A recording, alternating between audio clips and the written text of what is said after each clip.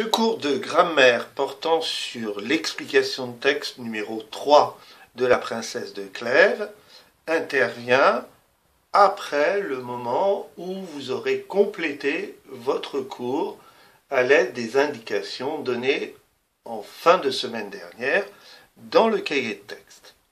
Donc, une fois que vous avez complété cette explication, vous pouvez tirer un trait à la suite du cours et noter donc Princesse de Clèves, explication numéro 3, grammaire.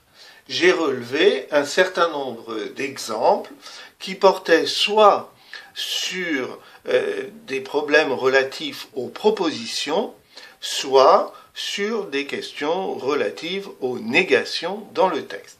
Ce que je vous propose, tout d'abord, c'est de recopier les exemples que j'ai notés sur cette photocopie. Vous pensez bien à chaque fois à sauter 2 lignes entre chaque exemple. Vous mettez sur pause et vous recopiez ces expressions notées sur la photocopie.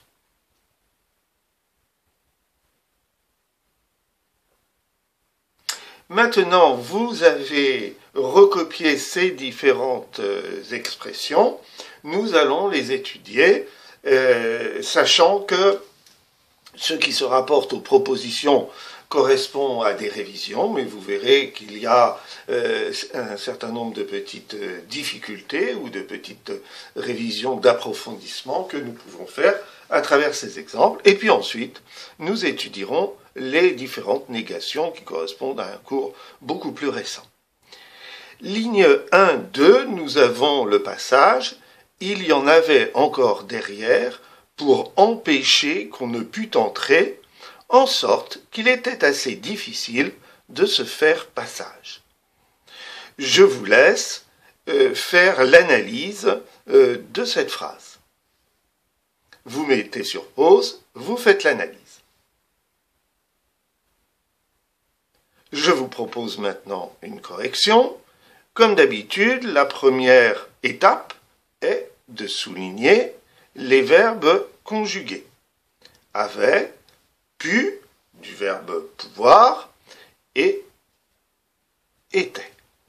Vous voyez que nous nous trouvons dans une configuration un peu nouvelle par rapport à ce que nous avions vu précédemment, où je sélectionnais toujours des passages où il n'y avait que 2 verbes conjugués. Cette fois-ci, il y en a 3. Qu'est-ce que je remarque? Eh bien que entre le premier et le deuxième verbe conjugué, il y a une expression subordonnante. Il y a dans ce passage-là une petite difficulté. Moi, je propose que l'expression subordonnante soit composée de « pour empêcher que ». Il est possible que certains grammairiens suggèrent que la proposition ne commence qu'à « que ». Mais moi, je préfère intégrer l'ensemble du fait qu'il y ait une virgule juste avant. Donc, un premier élément pour empêcher que, qui est donc une locution conjonctive de subordination. Entre le verbe pouvoir et le verbe être, il y a une deuxième locution conjonctive de subordination qui est en sorte que. Locution conjonctive de subordination. Vous voyez que nous avons donc 2 propositions qui sont introduites par des locutions conjonctives de subordination. Vous les mettez entre crochets et donc chacune d'entre elles est une proposition subordonnée conjonctive.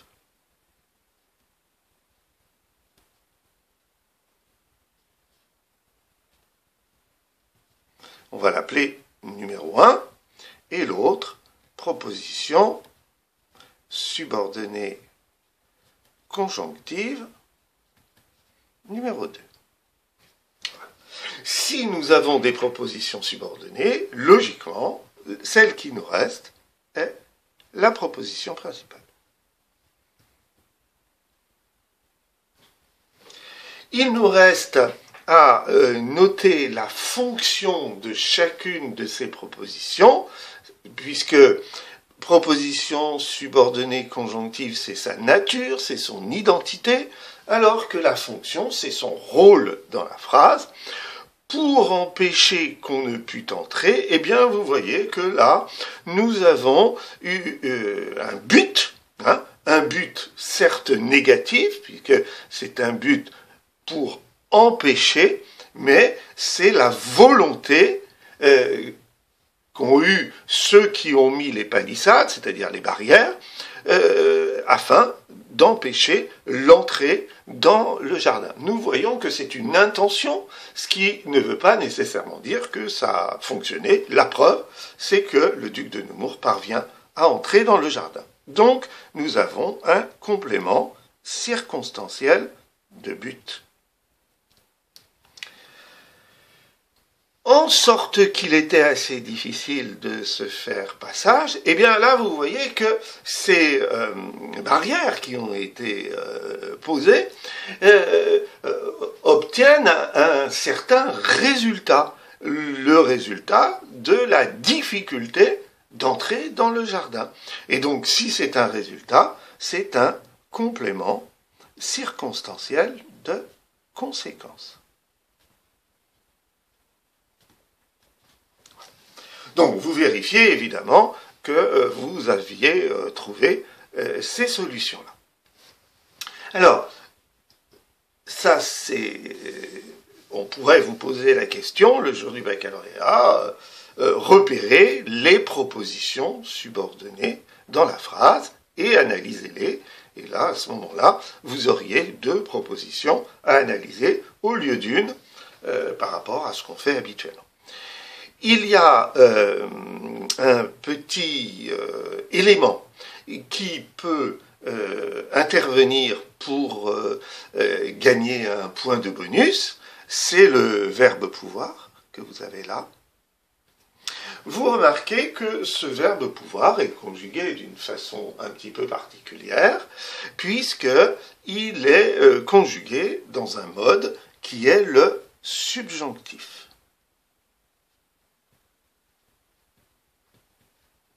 Alors, il faut essayer d'expliquer d'où vient ce subjonctif. Eh bien, en fait, il vient de 2 explications possibles.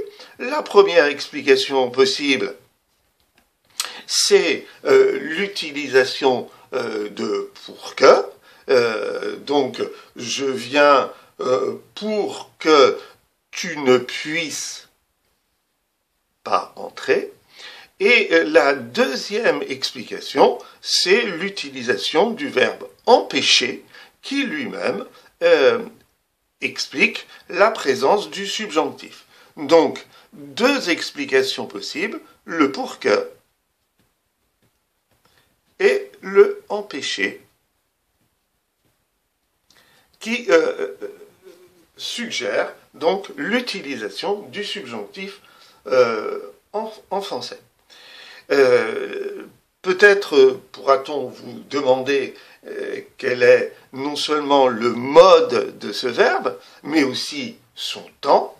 Vous vous rappelez qu'au subjonctif, il y a 2 temps simples, le subjonctif présent, qu'on ne puisse, et le subjonctif imparfait, qu'on ne pût. Ce sont les 2 temps simples du subjonctif.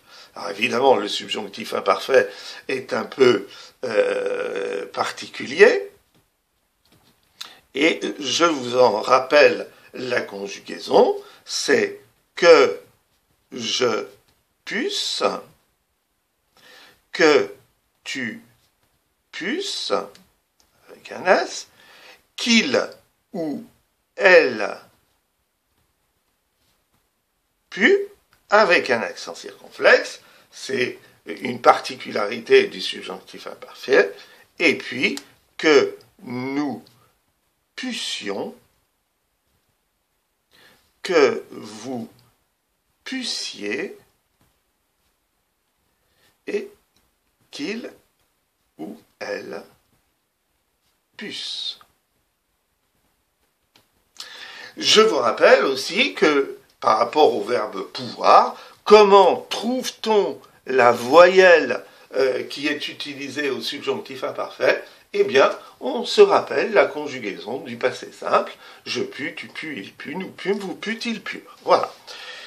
On voit qu'il y avait pas mal de choses à dire dans cette étude des propositions et on va voir que pour la négation, nous avons de nouveau cet extrait de phrase.